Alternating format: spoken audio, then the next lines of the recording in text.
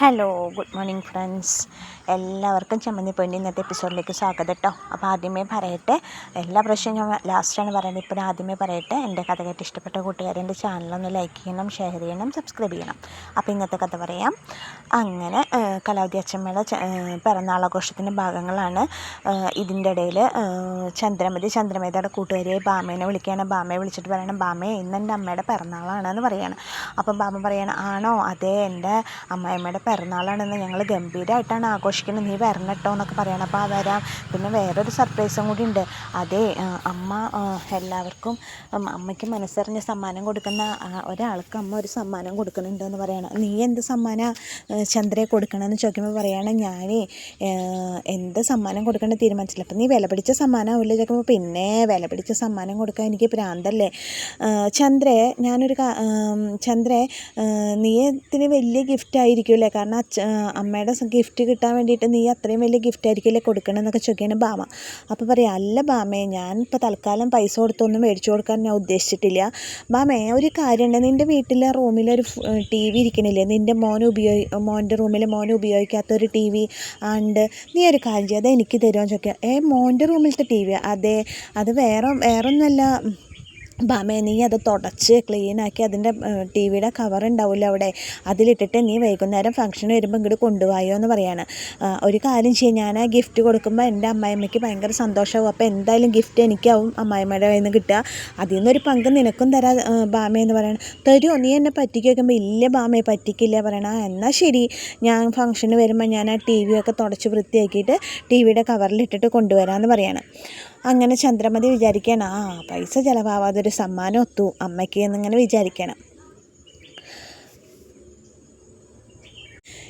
ഈ സമയത്ത് രേവതിക്ക് ഫോൺ വരികയാണ്. ഫോൺ വരുമ്പോൾ ഫോൺ വന്നത് ദേവുമാണ്. അപ്പോൾ ദേവ് പറയണം, ചേച്ചി ഞാൻ ഉമ്മറത്ത് നിൽക്കുന്നുണ്ട് പറയണം. ഞാൻ അതാ വരുന്നു പറഞ്ഞിട്ട് ചോദിക്കും, എന്ത് ദേവു നീ അകത്തേക്ക് വരാൻ, നീ എന്താ അവിടെ നിന്ന് ചോദിക്കുമ്പോൾ, ഒന്നുമില്ല ചേച്ചി, പോയിട്ട് അത്യാവശ്യമായിട്ട് പൂ കൊടുക്കാനുണ്ട്. ചേച്ചി എന്തിനാ എൻ്റെ ഫോൺ വേണമെന്ന് പറഞ്ഞതെന്ന് ചോദിക്കുകയാണ്. അച്ഛമ്മയുടെ പിറന്നാളല്ലേ, എൻ്റെ ഫോണിൽ വീഡിയോയും ഫോട്ടോയും എടുത്താൽ ക്ലാരിറ്റി ഉണ്ടാവില്ല, അപ്പോൾ നിൻ്റെ ഫോണിലാണെങ്കിൽ ക്ലാരിറ്റി ഉണ്ടാവുമല്ലോ, അതുകൊണ്ടാണ് ഞാൻ പറഞ്ഞത്. അപ്പോൾ അച്ഛമ്മയുടെ കുറച്ച് വീഡിയോസ് ഫോട്ടോസ് എടുക്കാനാണ് നിൻ്റെ ഫോൺ വേണമെന്ന് പറഞ്ഞത് പറഞ്ഞിട്ട് പറയണം. അപ്പോൾ ദേവു വേഗം ഫോൺ എടുത്തിട്ട് രേവതിനെ ഏൽപ്പിച്ചിട്ട് എന്നാൽ ശരി ചേച്ചി ഞാൻ പോട്ടെ എന്ന് ചോദിക്കുമ്പോൾ, ശരി പറഞ്ഞ് തിരിയണ സമയത്ത്, അല്ല ചേച്ചി ഒരു കാര്യം പറയട്ടെ. ഇപ്പോൾ എന്താ ചോദിക്കും, ചേച്ചി സച്ചേട്ടനും കൂടി എന്തിനാ മുക്കുപണ്ടങ്ങളെ കൊണ്ട് ജ്വല്ലറിയിലേക്ക് വിൽക്കാൻ പോയത് ചോദിക്കണം. അപ്പോൾ രേവതി ചോദിച്ചു, നീ എങ്ങനെ അറിഞ്ഞു നോക്കുമ്പോൾ, ഞാൻ ആ കടയിൽ ഫ്ലവേഴ്സ് കൊടുക്കാൻ പോകണ്ടേ, പൂ കൊടുക്കാൻ പോകണ്ടേ, അവിടെ പോയപ്പോൾ അവിടുത്തെ സ്റ്റാഫ് എന്നോട് പറഞ്ഞത്, എനിക്കറിയാം നിങ്ങളുടെ ഭാഗത്തു നിന്ന് അങ്ങനെ ഒരിക്കലും ഒരു തെറ്റ് സംഭവിക്കില്ല എന്ന്, പക്ഷേ എന്താണെന്നറിയാൻ വേണ്ടിയിട്ട് ചോദിച്ചതാണെന്ന് പറയും. അപ്പോൾ പറയും, അത് ഞാൻ ഇവിടെ ഇരുന്ന കുറച്ച് ആഭരണങ്ങളെ കൊണ്ടുപോയപ്പോഴാണ് അറിഞ്ഞത്, അത് ഞാൻ സ്വർണ്ണമെന്ന് വിചാരിച്ച് കൊണ്ടുപോയത്, അപ്പോഴാണ് അത് മുക്കുമണ്ടാന്ന് അറിഞ്ഞത് എന്ന് പറയണം. ചേച്ചി സത്യം പറ, ചേച്ചി എന്തെങ്കിലും മറക്കേണ്ടത് ചോദിക്കുമ്പോൾ, ഒന്നുമില്ല ദേവു, അങ്ങനെ തന്നെയാണോ, എന്താ സത്യത്തിൽ സംഭവിച്ചതെന്ന് ചോദിക്കുമ്പോൾ, അങ്ങനെ ചേച്ചിക്ക് ഒരു അബദ്ധം പറ്റാൻ വഴിയില്ലല്ലോ, ചേച്ചിയാണെങ്കിൽ മുക്കുമണ്ടങ്ങൾ ഉപയോഗിക്കാറുമില്ല, ചേച്ചി അങ്ങനെ കുറേ ഓർണമെൻറ്റ്സ് ഒന്നും ഇടില്ല, പക്ഷേ ഇതിപ്പോൾ എന്താ ഉണ്ടായി, ഇതിലെന്തോ ഇടയിൽ കൂടെ സംഭവിച്ചിട്ടുണ്ടല്ലോ എന്ന് പറയാണ്. അപ്പോൾ രേവതി പറയാണ്, ഒന്നുമില്ല ദേവു, ഇനിയിപ്പോൾ നീ അത് ചകഞ്ഞിട്ട് നിൽക്കണ്ട.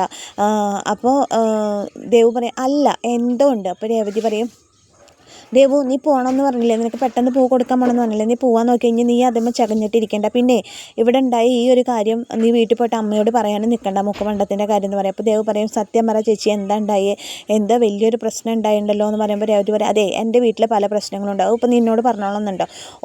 അപ്പോൾ ഇത് ചേച്ചിയുടെ വീടായി, അപ്പോൾ ഞങ്ങളൊന്നും ആരും അല്ലാണ്ടായില്ലേ, ദേവ് വലുത് വഴക്കിന് നിൽക്കാതെ നീ പോകാൻ നോക്കുക എന്ന് പറയാണ്.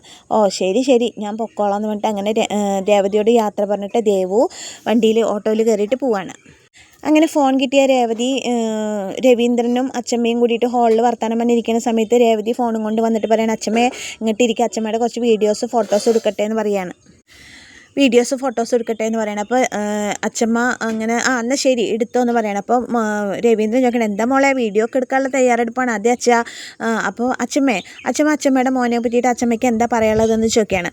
അപ്പോൾ അച്ചമ്മ അങ്ങനെ മനസ്സെന്ന് പറഞ്ഞ് രവീന്ദ്രനെ പറ്റി സംസാരിക്കുകയാണ്. എൻ്റെ ജീവനാണ് ഇവൻ, നമ്മളൊക്കെ ജീവിക്കാൻ നിലനിൽക്കുന്ന ശ്വാസമല്ല, എൻ്റെ ശ്വാസമാണ് ഇവൻ, എൻ്റെ ഒരേ ഒരു മോനാണ്, എന്നോട് അത്രയും സ്നേഹമാണ്, ഞാൻ അവനെ അത്രയും സ്നേഹിക്കുന്നുണ്ടെന്നൊക്കെ പറഞ്ഞിട്ട് ഭയങ്കര ഇമോഷണൽ ആവാണ് അച്ചമ്മ. അതൊക്കെ രേവതിയുടെ ഫോണിൽ പകർത്തുന്നുണ്ട് കേട്ടോ.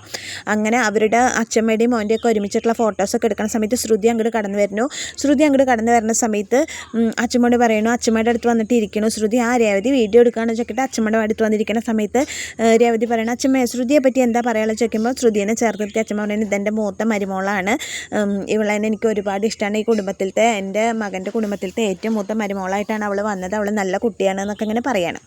അങ്ങനെ രേവതി വീഡിയോയും ഫോട്ടോസൊക്കെ ഇങ്ങനെ ദേവുവിൻ്റെ ഫോണിൽ ഇങ്ങനെ ഒപ്പിയെടുത്തുകൊണ്ടിരിക്കുകയാണ്.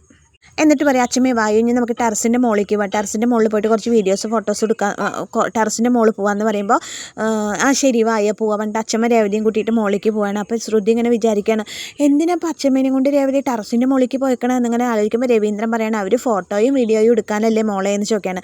അപ്പോൾ ശ്രുതി ഇങ്ങനെ കൺഫ്യൂഷനിലായിട്ട് എന്തിനാ അവൻ കൊണ്ടുപോയിണ്ടാവുക എന്നിങ്ങനെ ആലോചിക്കുകയാണ്.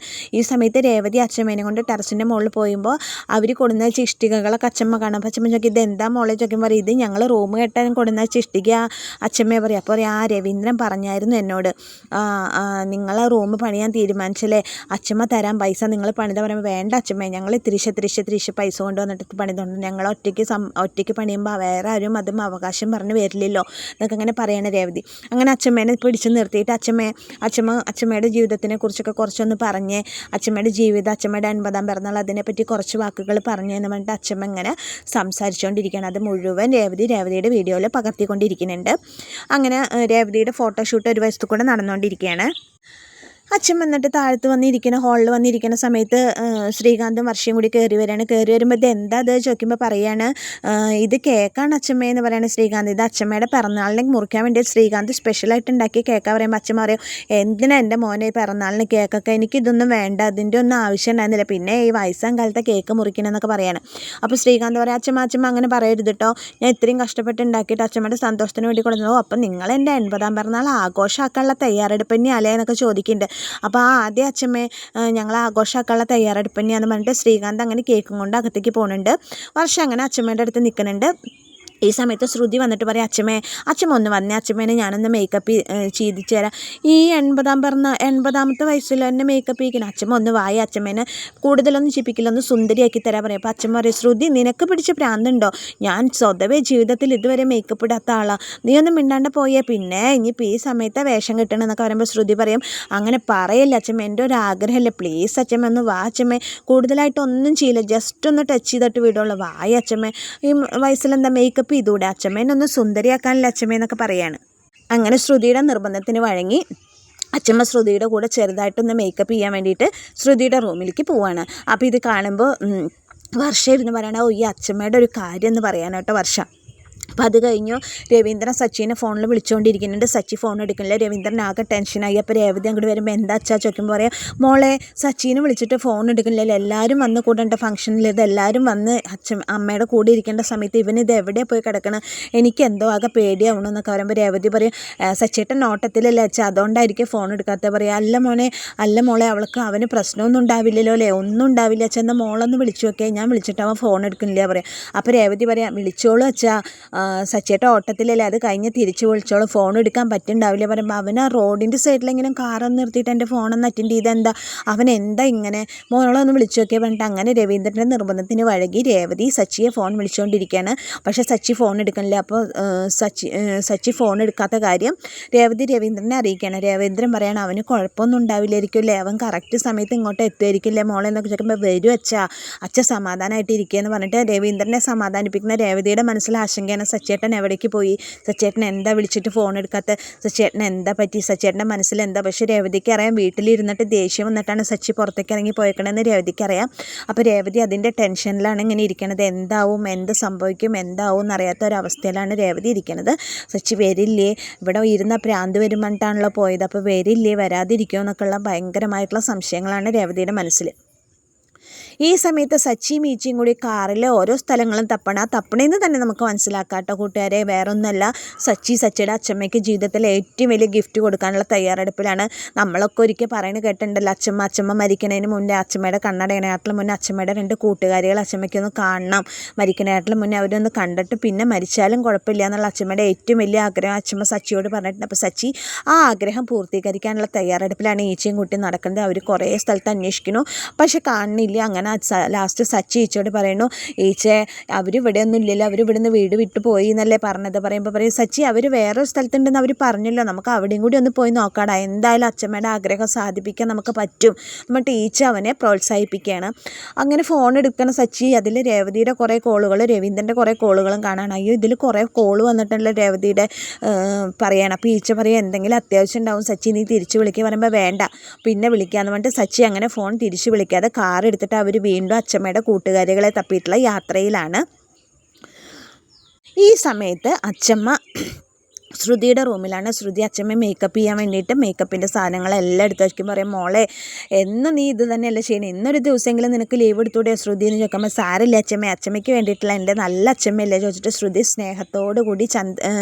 സ്നേഹത്തോടു കൂടി കലാവതി അച്ഛമ്മേനെ മേക്കപ്പ് ചെയ്യിക്കാനുള്ള ഒരുക്കത്തിലാണ്. അങ്ങനെ മേക്കപ്പ് സാധനങ്ങളെല്ലാം എടുത്ത് കലാവതിയുടെ മുഖത്ത് ടച്ചൊക്കെ ചെയ്യുന്ന സമയത്ത് കലാവതി ചോദിക്കണം, മോളെ നിൻ്റെ അച്ഛൻ ചെയ്യാത്ത കുറ്റത്തിനാണല്ലേ ജയിലിൽ കിടക്കണമെന്ന് ചോദിക്കണം. ആ ഒരൊറ്റ സെൻറ്റൻസിൽ ശ്രുതി ആകെ ഷോക്കായി പോവാണ്. അങ്ങനെ ഷോക്കായി നിൽക്കുന്ന സമയത്താണ് ഇന്നത്തെ ചെമ്പന്നിപ്പൂവ് അവസാനിക്കുന്നത്. അപ്പോൾ എന്നത്തെയും പോലെ എൻ്റെ കഥ കേട്ട് ഇഷ്ടപ്പെട്ട കൂട്ടുകാർ എൻ്റെ ചാനലൊന്ന് ലൈക്ക് ചെയ്യുക, ഷെയർ ചെയ്യുക, സബ്സ്ക്രൈബ് ചെയ്യുക. ഇതുവരെ നിങ്ങളെല്ലാവരും തന്ന സപ്പോർട്ടിനെല്ലാം നന്ദിയുണ്ട്. അപ്പോൾ എല്ലാവർക്കും താങ്ക് യു.